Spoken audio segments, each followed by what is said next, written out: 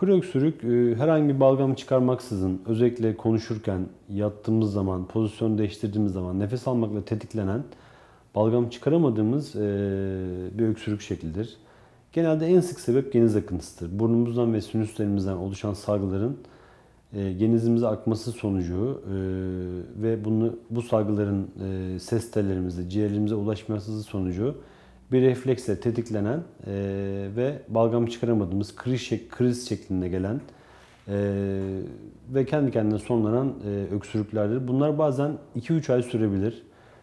İyi bir burun muayenesi ve geniz akıntısı muayenesiyle sebebi çoğunlukla bulabiliriz.